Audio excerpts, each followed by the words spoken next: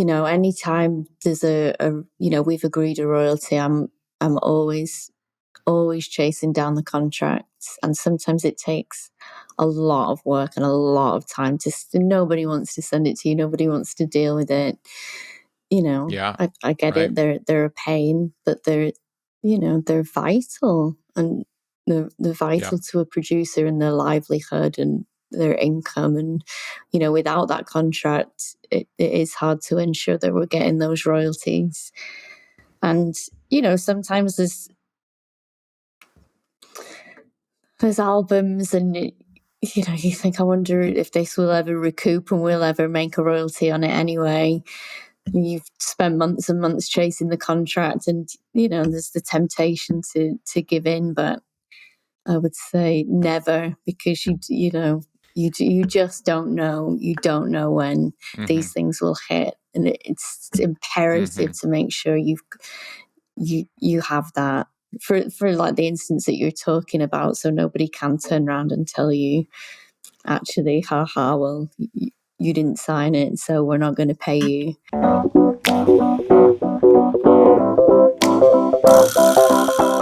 What's going on? Welcome to the New Music Business. I'm your host, Ari Herstand, author of How to Make It in the New Music Business, the book. Third edition is out now everywhere.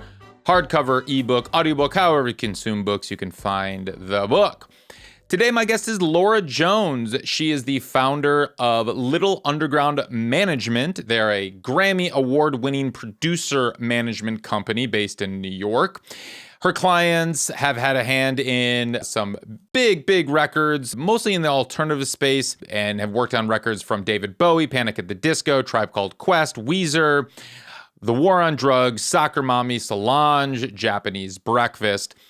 And today we talk about kind of how producer deals work and songwriter deals, but primarily producers, from upfront fees, back-end royalties, how all that works, and what she's seen these days in terms of how much producers are getting paid and how they're getting paid and tracking down that money and all of that stuff. But she also talks about the A&R process and how she connects her clients with artists, with labels, publishers, all of that stuff, getting them in the room, all of that. So if you're a producer or you're a manager and or a songwriter and you kind of want to learn how this side of the business works, this is definitely the episode for you. And just to kind of break it down, I'm going to do a little teaching right now before we jump into the episode, because I think it's important, especially to understand what we're talking about. The most important concept, I would argue, of the music industry is the concept of master royalties and publishing.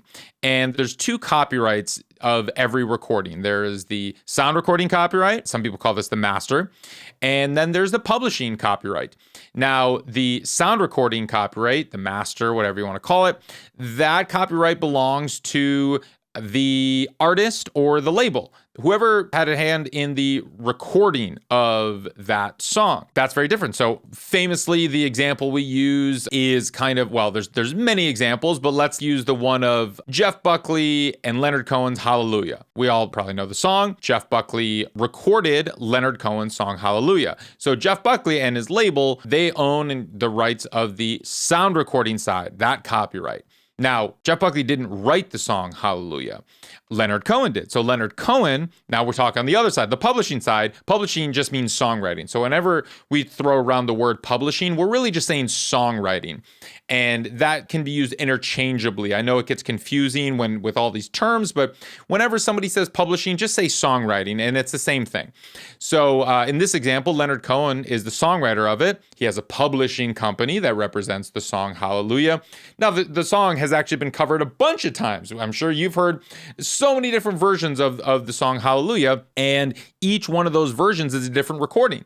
So there's a different copyright, a different recording copyright, different labels, different artists. They have the recording side of that. But the publishing always stays with the songwriter, whoever had a hand in writing the song. In this case, this is Leonard Cohen. Now, why this is important is because we talk a lot about producer royalties in this, And we jump back and forth between the producer royalties on the master side or the sound recording side. Again, sound recording and master, it can be used interchangeably.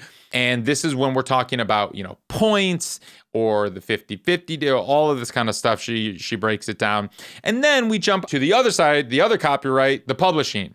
And this is where it gets confusing because some producers have a hand in writing a song, and so they participate in publishing. Some producers don't. Typically in the indie rock space, alternative space, singer-songwriter, a lot of producers just come into the process after the songs are written. They pay them for the upfront producer fee, and then they might get some back-end royalties, but only on the master side, only on the recording side, because they didn't have a hand in writing it, so they don't get any publishing.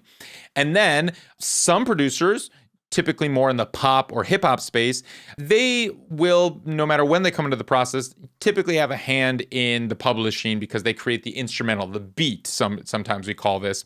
And in those instances, they will sometimes participate in publishing on the publishing side as a co-writer, and then also on the master side because of the producer getting kind of those points. So we talk a lot about this and we break it down. So if you still don't understand it quite yet, we're going to get into this more throughout the episode. But I wanted to just make that clear from the get-go because it is really an important distinction and arguably one of the most important distinctions at understanding how the music business works. Everything kind of stems from these two copyrights, the recording copyright and the publishing copyright. But because so many of us, artists, producers, songwriters, kind of wear all the hats. I'm a songwriter and an artist and a producer, and I'll wear all the hats. And it's like, that's why it's so confusing because but what do you mean? I own it all. I wrote the song, I recorded it, I released it under my own name. It's like, yeah, that's why it's confusing. But oftentimes there's producers who didn't write the song. Oftentimes there's artists who didn't write the song. Sometimes there's songwriters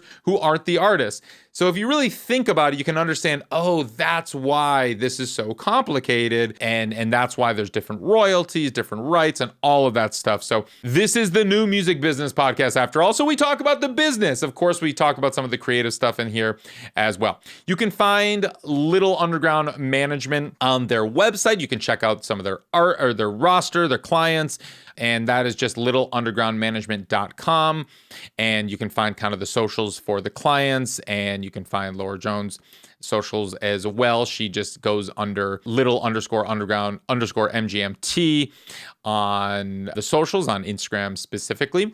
You can find all of us that make the show happen at Ari's Take on Instagram, TikTok, X, Threads, all of that stuff. You can find me at Ari Herstand on Instagram. Visit aristake.com, get on the email list. That's where you're going to get the most up-to-date information about the new music business. We send out emails regularly, very important stuff. I recommend getting on that email list. But right now, if you could just pause this, hit subscribe, hit follow, leave us a 5-star review on Spotify or Apple Podcasts. However you're listening to this, that's very helpful. I read the reviews. Or if you're watching on YouTube, give us a thumbs up. Hit the subscribe button, all of that stuff. Leave a comment. I like reading the comments, all of that stuff. All right, let's kick into the show. Laura Jones, welcome to the show. Hello. How are you? Hello. Great. So I'm excited to talk to you. We've had a good number of artist managers on the program. Not too many producer songwriter managers. One or two, I think. But I'm curious. Tell me about Little Underground Management. What it is. What do you do? Yes. Well, I'm one of the producer managers in the world who lurk in the background, behind the scenes, making the music happen. Where should I? So Little Underground is my company, which I've had for 10 years now. I moved to New York from London back in 2013 and had one client, a wonderful man called Nicholas Verne, who had a studio in Brooklyn there. And that was it. That was the foundation of what it is today. And so tell me what so just break down what do you do? What do you do? This is what everybody asks. What on earth does a producer manager do? Well, I always say it's sort of 50% creative and 50% more business admin. And the fun, creative 50% is sort of acting more as an A&R, as a sort of musical matchmaker, if you will, between a producer, a mixer, an engineer, a songwriter, and the artist. Okay. So that typically looks like me going into the world representing the producer and talking to artists and labels and publishers, etc., finding out who's making new music, who needs some studio help, and kind of seeing if any of my roster and my clients make good sense, if it's an exciting prospect. And if it is, I would then, pitch that client. I'd be saying, we need to get them together. Let's have a conversation. They should know each other. They'd be the perfect person to make this new album. Yeah, and then if that all happens and that is agreed, and they decide they do want to make some sweet music together, then that is when the business side takes over. So then it becomes my responsibility to negotiate the fees, to negotiate the contract and the terms. And then I'm looking at scheduling, I'm looking at budgets. We're looking at, do we need a studio? Do we need musicians? And then basically overseeing the whole session from start to finish and making sure we're staying on time, on budget, everybody's happy, that it's, all going to plan. Yeah, and then at the end of that process, we take the music and hand it over, and away we go. Cool. Sweet. Well, let's. I want to break down both of those sides, the creative and the business. So let's first talk about the creative side, the A&Ring. So are most of that job that you kind of mentioned of pairing up your producers with artists? I was always under the impression that a publisher does that. Are you kind of working alongside your clients' publishers, or is this in lieu of a publisher before they get a publisher? Tell me how that relationship works between you and your client's publisher? Yeah, I think, not every client has a publisher because not every client is writing. So I guess I built the business more on a traditional producer. Oh, sorry, I lost you. Am I there? Now you're back. Yeah. So you said not every client is writing, which makes sense because publishers only represent writers. So, yeah.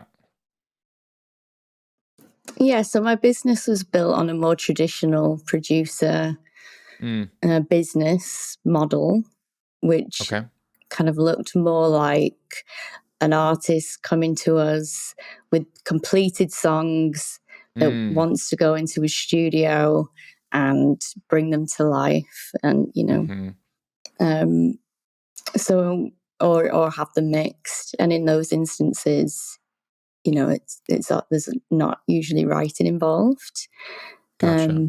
Over the years, as the industry's changed and the business has changed and my roster has changed, there's definitely more people on there who do also write, who will be in the rooms from the start, and they'll be contributing to the writing and then the production. Got it. That makes sense. So talk to me about how that process works. So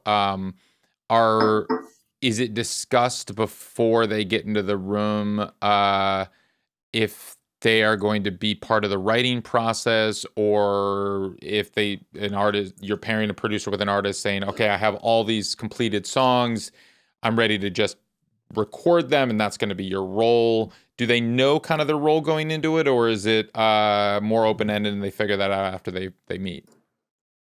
We usually have a good sense. Okay. So there will be, there's definitely artists, managers, labels coming to us when it's like, hey, this is early. This artist is starting to write songs for the new album. We're looking for collaborators. Could your person go in for a day or two and just see how they get along? And in those moments, it feels more like, okay, this is going to be probably more of a writing and production scenario. So maybe there's a demo, maybe they're starting something from scratch. And those ones are definitely more sort of writing production. And then on the other hand, we still have people that come to us with the finished songs ready to go and say, we believe your producer's the right person to help sonically bring these songs to life. And then we're looking at this more sort of traditional structure whereby we're agreeing to a certain amount of studio time and days to complete the songs. Cool. Do you find that there are certain genres that lend itself more to the bringing the producer in for kind of what the songs are mostly finished, or bringing the producer in kind of earlier in the process? Yeah, I mean, I guess my roster leans more alternative. Like I kind of built the company out of my love of indie rock, and I feel like that's sort of where we were born and raised, and I think that genre was definitely not into writing, was not so collaborative.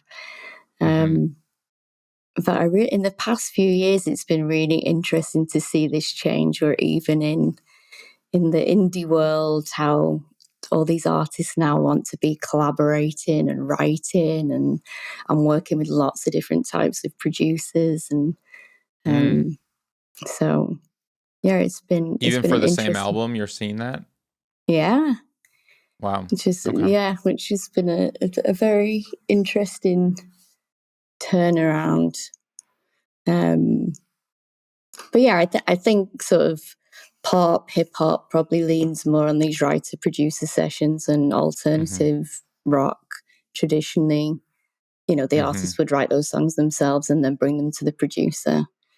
But as I said, there's a change. Yeah. Gotcha. So, yeah, I mean, that's interesting to me that we're starting to see more alternative artists, more indie rock artists using multiple producers for the same album. Are you finding that your producers are getting enlisted just for singles instead of albums, or are being kind of brought in for a full album project is becoming more rare these days? Yeah, definitely. Which again, it is a strange new world to me. Yeah. But yeah, we're seeing a lot more of that. Interesting. So how do you go about, I guess, actively getting your producers to become part of the conversation or consideration for an artist, whether they're working on a whole album, maybe some singles, an EP, something like that, just to, you said you might want to pair them up or see what's happening, but how do you kind of go about that?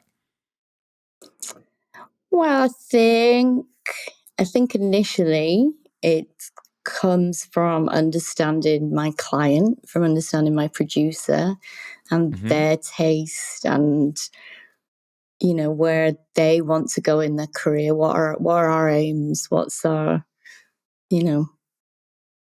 purpose? Where are we going with all of this? And then I think from there we can kind of work backwards. So if the end goal is to be Beyonce's main person, then it's like, okay, well what steps can we take to get there? What artists can we move towards to start building contacts in that genre to make inroads? So I think number one, understanding the taste, understanding the types of projects that they want to be working on, that they're passionate about.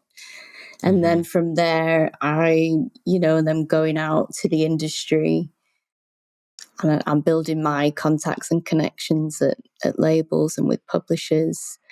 And talking to them about what they're working on, what they're excited about, and just seeing how that matches up and how, we might be able to create these opportunities.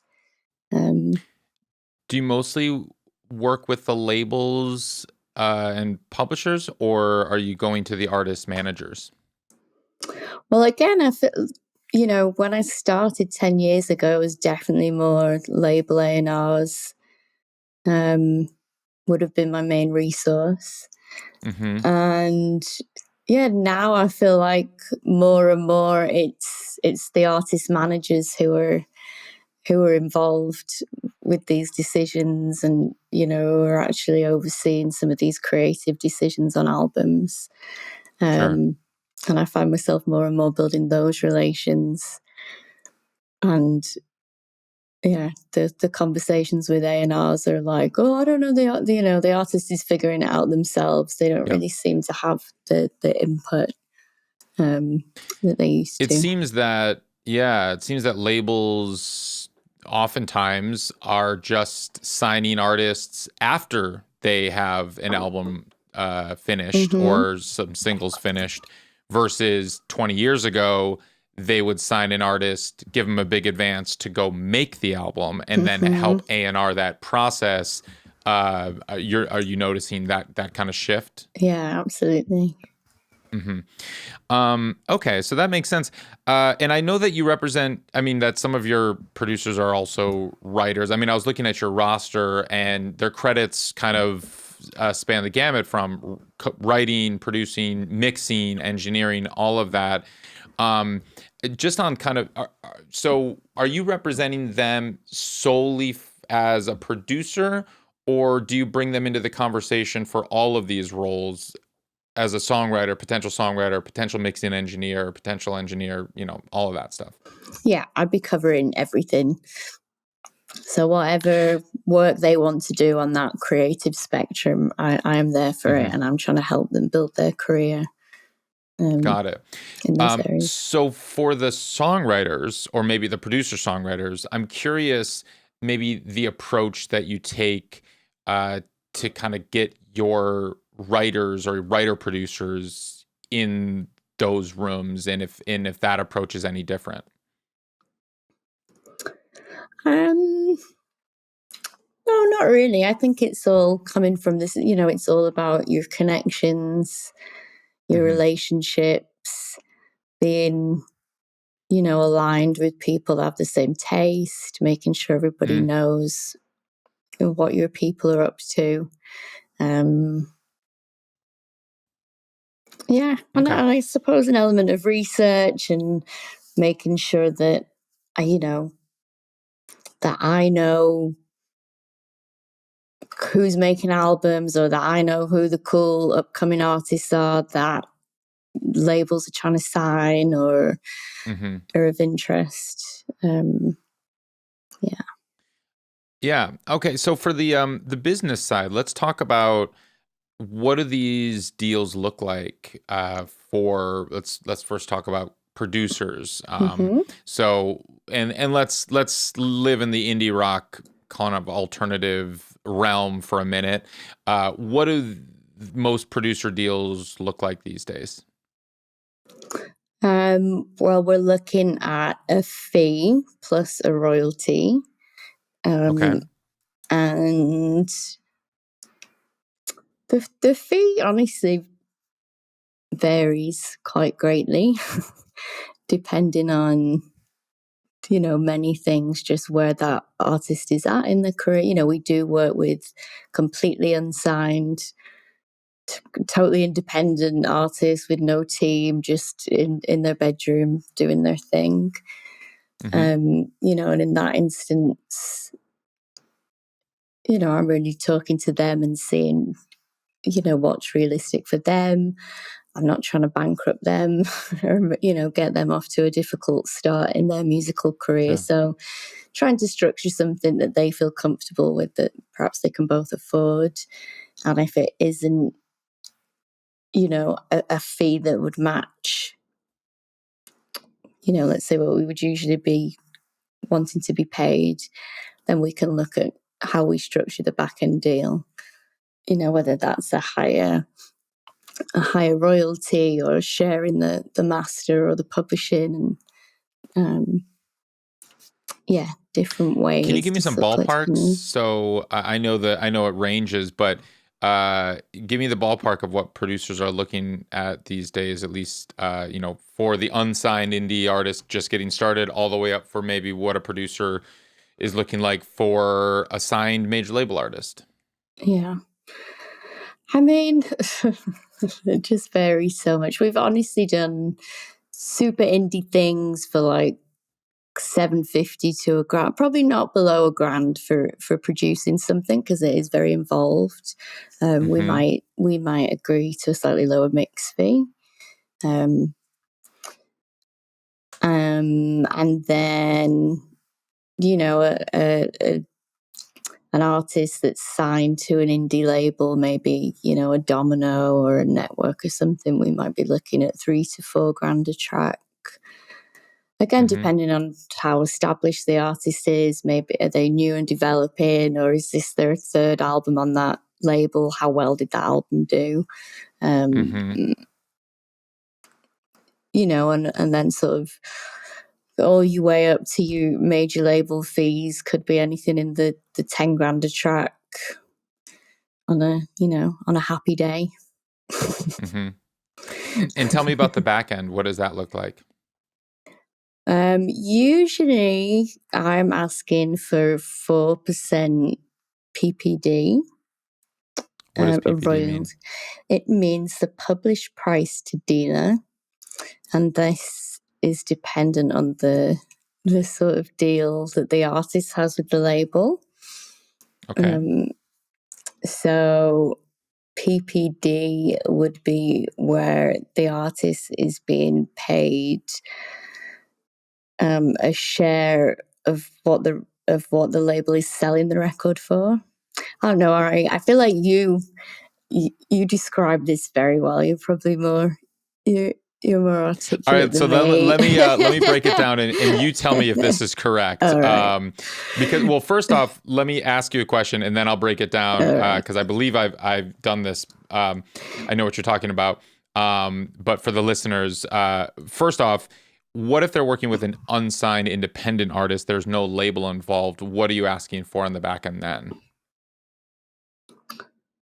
Again, it depends if they have paid some sort of fee. I would say if they've paid no fee, then we would probably be asking them to share the ownership of the masters. So that would look like a 50-50 deal. Okay, so not 4%, you'd be asking 50% or so, essentially, right? And that's the same kind of a thing. I think where a lot of people get confused is kind of just, we talk about points a lot, and in the producer world, it's all like points. And then I don't think there's an understanding of the difference between points and percentage. And you use the term PPD, which also pay price per, what did you call it? Price per what? Or published price? I don't even know that term anymore, because we're not selling anything really much anymore, because it was like previously like, what is the sale price? So it was going to be like, back in the day it was $20 or whatever, $18.99 for the CD, so we were going to get like 4% of that. But really what you're saying is like, it's now correct me if I'm wrong, but the 4%, that's also known as 4 points, that would be on a major label deal. The 4 points would come out of the artist's royalty. So if the artist is getting, let's say, typically 18%, this is like a traditional historical major label deal. Let's say, between 15 and 20%. Let's say they're getting 18% royalties, the artist is. And so that 4% that the producer is getting, that's out of the artist's 18%. Is that right? Exactly. And so in the indie world, I mean, now are you taking the approach that if it's an unsigned artist, I've seen this before, where if you have like a 4-point producer, which is like whatever that means, but that's typically what they get for major label deals. On an indie deal, we divide 4 by 18, which is like your typical major label, and now we're looking at 22%. Are you are you in that realm for indie artists? Is like we'd like 20% for this, or if you're self-releasing it kind of thing? Yeah, exactly. Okay. And then but you said sometimes you do 50-50, and that's when does that come into play?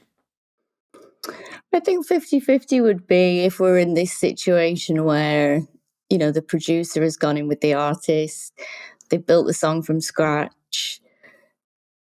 There's no money has exchanged hands. We're all sort of working it together. We're in it together, and it feels right that this is, very much a collaboration. And without the producer, the artist would have struggled to kind of, create this song and have this recording. And therefore, it feels fair that it would be an even split. Yeah, that makes sense. I've seen that a lot where they go in together and it's 50-50 because there's no money being exchanged up front. What about for indie labels? You mentioned, a couple earlier, like Network, or a lot of the indie labels do 50-50 deals with their artists. In those instances, are you still doing the 4 points of the artist share, even though it's 50 instead of 18 now, or do you up that a bit? Yeah, it would all the equations come back to trying to make it stick within this 4 points. But again, depending on the fee, if the fee's been very much reduced, then I might be pushing for more to compensate for the reduced fee. Or if it's within reason, I'm trying to get a 4-point equivalent of whatever that looks like within the artist deal with the label or the distributor.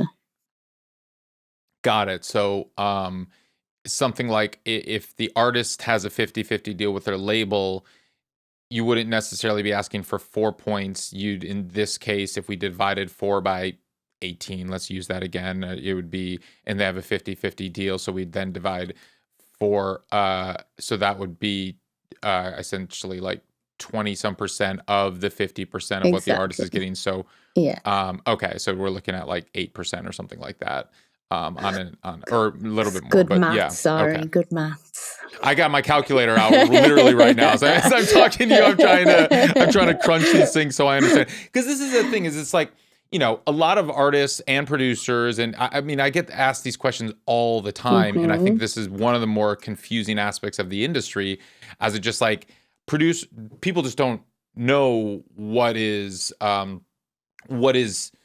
there, and they don't know how to calculate this stuff, because we've heard points thrown around, and so then some producers if I'm looking on the producer side, I would say some producers dramatically undersell themselves when they're like, oh, well, I hear big producers get 4 points or 5 points, 4 points. So I'm going to do 4 points. And then they work with an independent self-released artist. They're like, okay, I want 4%. And then you're like, well, that is actually dramatically underselling yourself because theoretically you should be getting 20% or whatever. Yeah. But then on the other side, artists might hear that and like, well, I shouldn't have to give a producer 20% of my thing because I hear 4 points. If Max Martin's only getting 6 points, why are you entitled to 4? Or something like that. So I think there's just it's confusing how this is broken down. And then also in hip hop and in pop, it works. I've heard and seen very differently than in kind of indie rock. Definitely. So tell me about what you've seen in terms of, have you worked any pop or hip hop albums, or have your producers been on any pop or hip hop albums, or is it mostly kind of in that like indie rock space? We are moving more into the pop hip hop space at present. Okay. Okay. So yes. Yeah, I saw some of your clients had worked on it was in various capacities. I did see, Beyonce was listed in Jay-Z and Solange and Tribe Called Quest, but I believe that was in more of the engineering realm. co-writing, engineering, mixing realm. Now, for your mixing engineers, are you working with back-end royalties or points in that capacity? Yeah. So it would be, how so? Rather than the 4%, we're looking at 1% for mixing of this PPD. So again, and then that 1%, how that translates into all the various deals. Got it. Okay. And so does that also relate to the mixer's fee? What do you mean? Sorry. Meaning sorry. So you said previously, like for a producer, if they get more up front, you might ask for less on the back end. If they get less up front or no money exchange, we're not doing 4%, we're doing 50-50. Yeah. For the mixing engineers, is it similar equation? Yeah. Yeah, exactly. Okay. If the money's going down, then the points are likely coming up. Cool.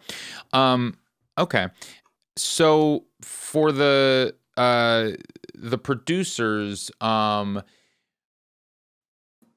when do you, I guess, so the 4 points, the PPD is on the master side. And then when we're talking about kind of publishing, which is on kind of the other side, the writer stuff, how do you work out that if they're going to be entitled to publishing at all? This is, that's when the fun stuff really starts.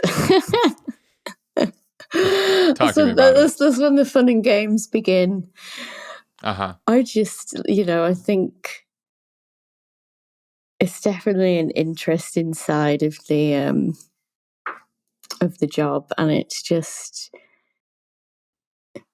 on the one hand, it makes sense that we can't speak to, we can't agree really to how much publishing somebody should be receiving before the song's created, because it's not been created and we don't know who's going to be on it. So I understand that, but equally,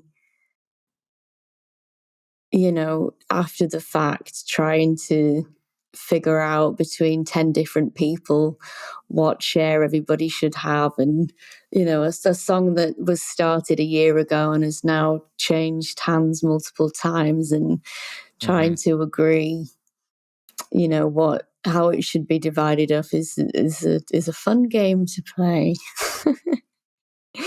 So tell me how you play it. Lots and lots of emails and phone calls and back and forth and compromise. I mean, but like really, like break it down for me. If it's like, I don't know how you even approach that, because if it's, are you getting granular? Like, well, they came up with the second line of verse 2, and you're making T-shirts on that, and that's the hook of the whole song. Or is it really just like, okay, there's 4 people that contributed to writing, so let's just split everything equally 4 ways, and now we brought in somebody else, they contributed a little bit, so now it's being split 5 ways. Like, tell me how these conversations go. Yeah, I think, that's how it goes, in the best case. When there's been 2 or 3 people in a room and you just agree, hey, let's just all split it equally. We were all there from the start. We've all made our contribution. Let's just go 3 ways or 2 ways. And I think in the world that I'm in, generally that's sort of how it breaks down. I think people can be quite reasonable, and it is just as simplistic as that. But it definitely becomes trickier when perhaps the client has started a song, maybe just them and the artist, but then the artist has decided, well, I do like it, but let me try and take it to this other person that I like, and then they do a bit on it, and then it goes so on and so forth. So then you are, you're listening to the finished song and you're trying to figure out, okay, well, that's my guitar line in there, and those were the those lyrics I contributed, or X, Y, and then you are trying to figure out, okay, well, if this is across these people, what do we think is fair and reasonable, for what we contributed, what feels, I think a lot of it is just your intuition and figuring out what feels fair, what feels right, like what was the role and what would constitute something that feels fair, especially, and when you look at what everybody else has done. And I think, but that's where it's tricky, because some people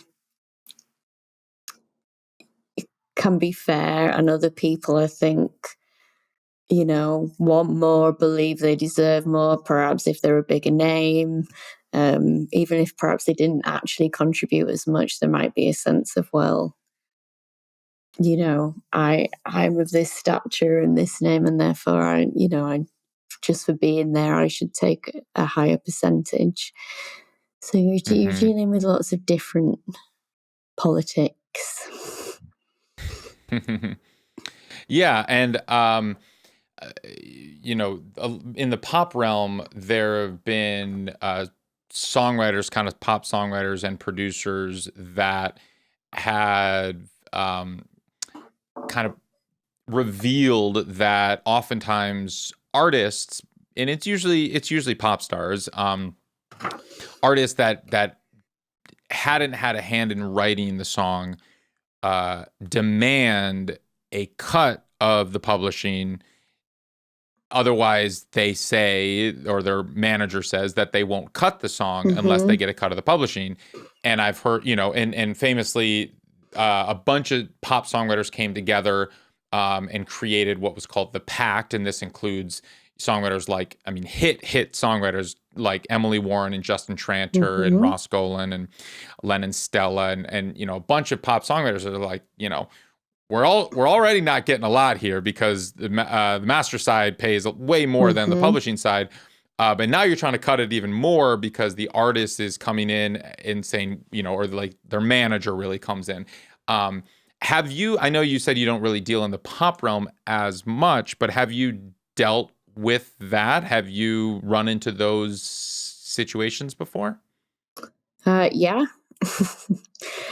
Yeah, there's definitely artists that we've worked with that it's 50% for them regardless of what they contribute, sort of as a baseline. Otherwise, it's not going to get used, and you usually go into it understanding that. And then it's up to you to make that decision whether it's worth it to you. And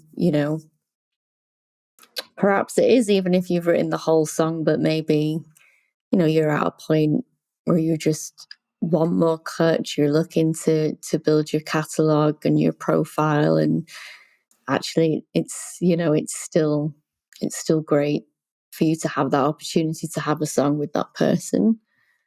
Or maybe it isn't, or maybe you look at that and you say, well, I don't think that's fair, and and that's just not something we want to get involved with. Go find somebody that will, and I'm sure there'll be lots of those people. So these are just the sorts of decisions that, again, that you're trying to figure out, and you're trying to make based on your integrity, based on your taste, based on where you're trying to go in your career, and what feels good. Right.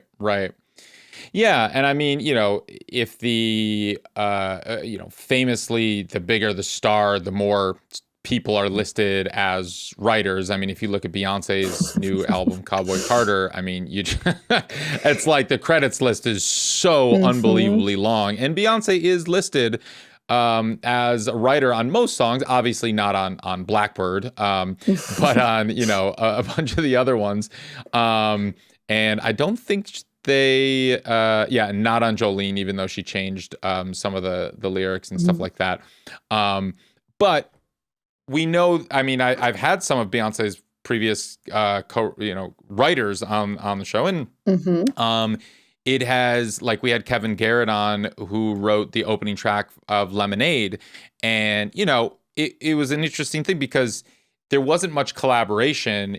He wrote the song, he sent in their demo, Mhm. and then he didn't even know he got the cut until the release day, until literally it came out. He's like, oh, I woke up and I had a cut on the new Beyonce record. And of course, she has co-writing credit on that. But when you're at that level, it's kind of like, this is just how it goes. And no one's going to turn down a Beyonce cut. And so it's kind of like, making a smaller cut of a lot is way better than making 100% of nothing or a little. Exactly. That's what I'm saying. Some of these things, it's you decide if you want, if you're okay with that percentage for the opportunity, or not. Mm-hmm. Sure. Yeah, and it's also like you said, some artists demand kind of 50%. I've seen that on producer deals as well, and I'm curious if kind of I know most of your producers are in the kind of more organic space, I guess we can call that, or the indie rock space. But do you work with any producers that create, I guess, beats is what we call them, in the hip hop space, or kind of just create instrumental productions that artists will collaborate and write to and top line to? No, I don't really have anybody that is just sat on their own creating tracks and beats and then is going to be sending them out. They definitely would do that in the room with the artist, but that would be their preference to kind of been creating them in collaboration with somebody. Yeah.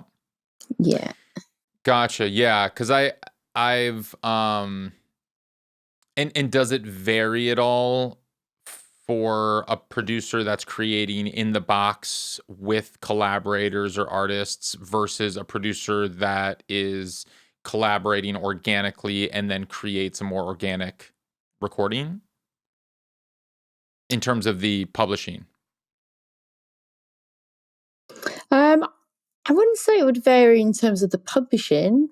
It would, I think there's a much higher chance of it being cut if you're doing it in the room with the artist than there is just, sending your tracks out and on a hope and a prayer that they're going to listen and ultimately use it.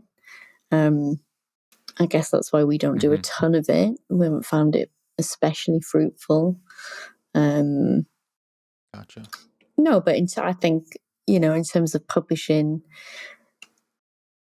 regardless of how or where you're making it, you should, in theory, you should be entitled to the same percentage because it is what you contributed.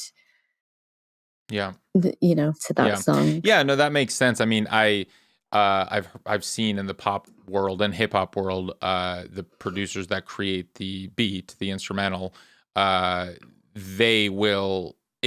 Publishing is sometimes broken up a little bit differently, where the producer will say, "I get 50%." Period. All the top liners then split 50% amongst themselves, even though in more of the rock world, it's kind of, or the alternative world or whatever, it's kind of everyone who participates splits it equally. And so I was just curious if you kind of saw those differentiators.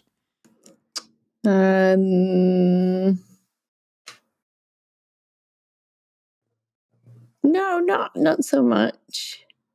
Okay.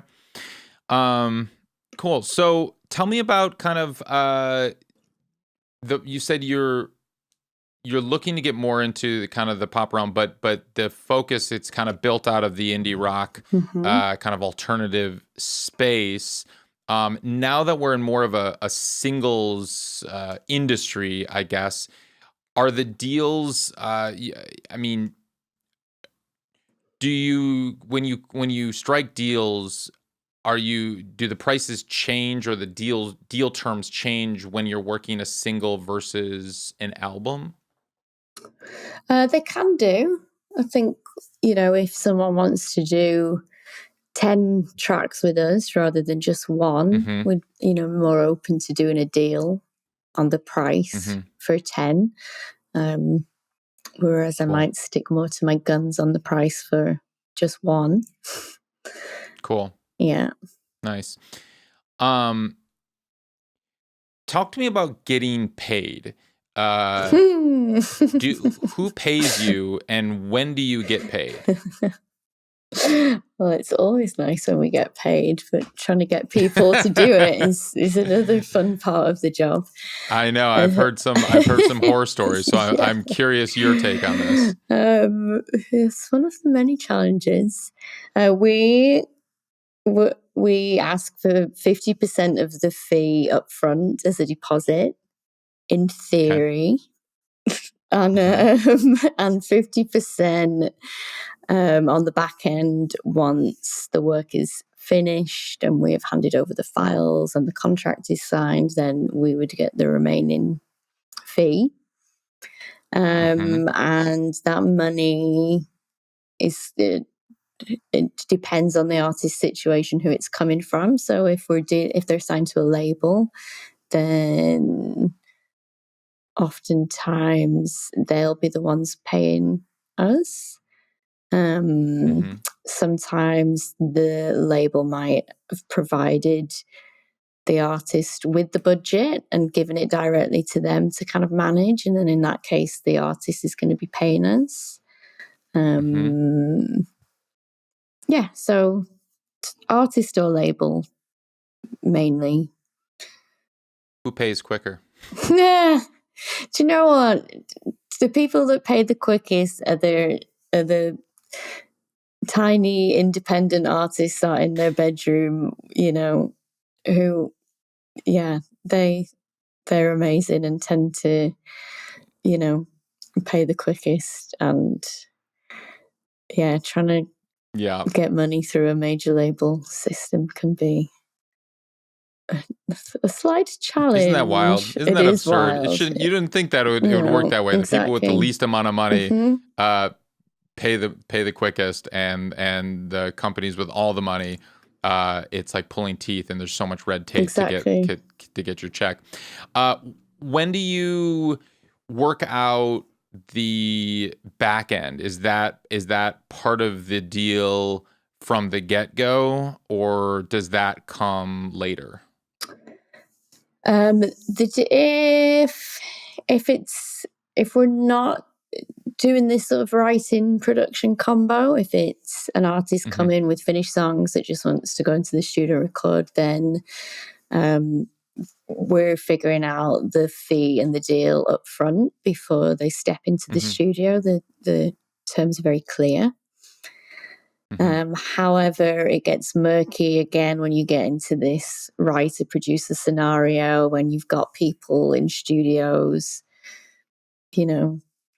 doing one-off sessions, trying ideas, making songs, because, like we said before, something that happened a year ago that we thought was long forgotten, you might find out tomorrow, actually it's coming out next week, and now we need to figure out a deal.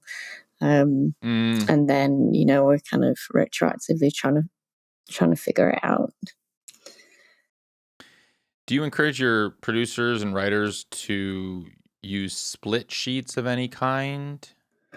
Yeah, I mean, just split sheets or any way that they can to be keeping track of, on the day what was created, who did what, any way possible. And it's not always easy, and it's not always the first thing on their mind at the end of the day when everybody leaves to sit and go through and mark it all down. But I'm definitely encouraging that, because it does make life a lot easier. You're encouraging them to do it at the end of the day? Yeah. I mean, just to be trying to sort of keep track of, what happened, who did what. Just so, like we said, a year on, when you sent the song and you're trying to pick apart what you did and you can't really remember, because since then you've done 200 other sessions, we need ways to be able to kind of figure out who did what. Are you finding that split sheets are used in sessions, or is that kind of a fantasy practice, and that Okay, so no one's filling out split sheets, is what you're saying. I don't think so. Sadly, I would love it. I would love it if they were, Right. but I don't think it's really a practical thing that anyone's doing. Gotcha. That makes sense. And when are you figuring out the publishing, when we're talking publishing of who wrote it, before the before the song comes out? Ideally. Ideally. I guess the better question is, have you worked out the publishing after a song has come out? I mean, it's just another one of those music industry things that leaves you scratching your head. Like, how can a song be released when we don't have the terms agreed? And yeah, but it still happens, and we're quite often left powerless to that. Other than it comes out and we start, sending legal notices to take it down, and that's, it's not really something you want to get into. But then it just leaves you in a difficult position to then be trying to negotiate what you think is fair and right by your client when the song's already out in the world. Right. So yes, a challenge of the job, shall we say? But luckily, it's. Do you have any best practice? Yeah, luckily it's not happening too often, to be honest. For the most part. Oh, okay. For the most part, it is all cleared before release. So would that be, I was going to say, do you have any best practices for producers or writers in kind of figuring that out, or how to make sure that that is figured out and registered properly before the song is released? I mean, honestly, it's tricky because until the artist or the label tells you that this song is being cut and is being used, if you don't have that information, then you can't negotiate the deal and you can't do anything about it. Sure. So, your hands are tied sometimes. Gotcha. Maybe, cases of not, it's just difficult, isn't it? But, not sharing all the stems perhaps, or, if you are aware that this artist is finalizing the details, maybe making sure you're checking in, hey, is that track getting used? If so, can we make sure, we've sorted the deal? Yeah. Yeah, no, I asked this because I had recently had a mixing engineer on the show, and basically got paid, well, initially worked out the back end point plus the upfront fee, but they rushed the process because the record was coming out so quickly and there weren't contracts. There were text messages flying around, and then they just the record came out, and then after the record came out, the artist team kind of went back on their agreement and said, actually, you're not getting a point. Just kidding, and then it's like, well, then what do you do in that situation? Like this person said, and we, the episode hasn't aired yet, and they asked actually me to hold it, so I'm withholding this person's name. Hopefully, we'll be able to release it. But there's a lot of drama surrounding this still.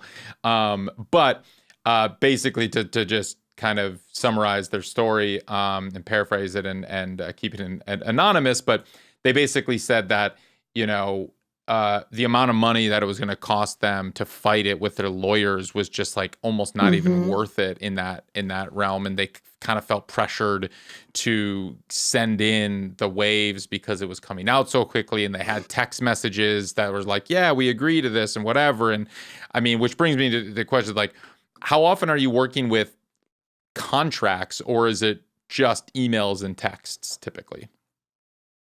No, I mean, I'm always anytime there's we've agreed a royalty, I'm always chasing down the contracts, and sometimes it takes a lot of work and a lot of time. Nobody wants to send it to you. Nobody wants to deal with it.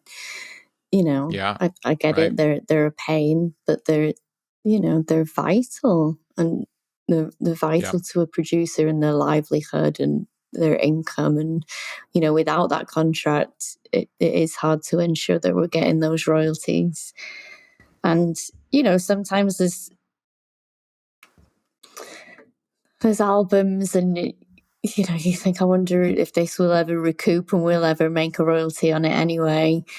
You've spent months and months chasing the contract, and there's the temptation to give in, but I would say never, because you just don't know. You don't know when these things will hit, and it's imperative to make sure you have that for like the instance that you're talking about, so nobody can turn around and tell you, actually, well, you didn't sign it, so we're not going to pay you.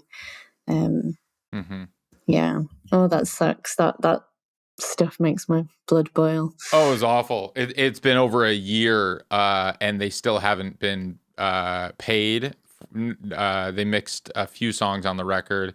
They still hadn't been paid, and the artist team still won't agree to the point, even though they initially agreed to it, to get them to send in the waves and then the wave files, and then they still haven't been paid. That's outrageous. Not even the upfront fee, let alone the back end. And this record is a huge record, one of the biggest records of last year. Wow. So it's not just like we're talking like on a major label level. There's a lot of this kind of unfortunately this just nefarious activity that goes on. But important to just, I guess the recommend or the advice is kind of like you said, withholding stems, withholding waves, like until you get that contract. And it's kind of like, if they're pressuring you, then say, if they're like, well, we have to get this done quick, the record's coming out, there's like, cool. Yes, send me the contract and exactly. They're ready. I'll send it tonight. Exactly. You can have them the second you no sign problem. on Right. the dotted line. Right. Yeah, totally in your court. So for the producers and songwriters out there who might want representation, what is your recommendation to them to kind of work with or finding a manager like you to represent them? Good question. I think, initially, I think you want to feel like you have some momentum on your own. If you put in the work yourself to be growing and developing. Do you have a community? Do you already have artists that you're working with? Are you, are you out at shows knowing all the, the projects you might want to be working on? Are you making friends with other producers and writers? Are you collaborating? I think like that would come first to me. Are you honing your craft? Are you, are you doing those things on your own? And then when you get to the point of feeling like, okay, this is starting to go somewhere and the work's coming, and but now I'm struggling a little bit to know how to negotiate these business deals, or maybe talking about money's coming in the way between you and the artist, and and you feel like it's putting a strain on the relationship, or you want to capitalize on this momentum and some releases you've got coming up. I think then that's the time when a manager can really step in and be of benefit. So, and how does a producer find managers? Is there a manager database somewhere? Is there listed on a website? So, like, how does anybody know who's producer managers and how to find them? Like for artists, it's a lot easier. Usually that contact info is listed on their website or publicly or on roster. or something like that, Ross. But like, where do producers, managers Where do we are listed? hide? to look How do you behind find the rocks producer managers in the dark corners. Right. No, the same. I think if if there's producers you admire, if you go on their Instagram, there'll quite often be a link to the management. If you Google, Cool. Ever Dave Zitek manager, it'll likely come up. Nice. You can, do generic searches of producer managers. I think there's plenty of us on roster too. Nice. So yeah, again, I would encourage if there's people whose careers that you like and admire and want to follow in, research who their management is and get in touch with the producer directly. Yeah. Cool. Would be my tips. Well, right on, Laura. Thank you so much for sharing all of this and going deep on it. I have one final question that I ask everyone who comes on the show, and that is, what does it mean to you to make it in the new music business? I think for me, it's about being authentic. It's about being in integrity and just, I think, making it by just being yourself without trying to twist or turn because you feel like you should fit into this genre or you should do things this way. I think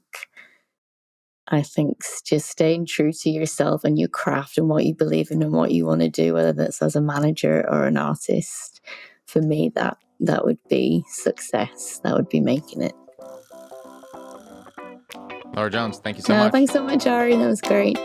Great talking to you. Today's episode was edited by Ari Davids with music by Grassroots District and produced by all the great people at Ari's Take.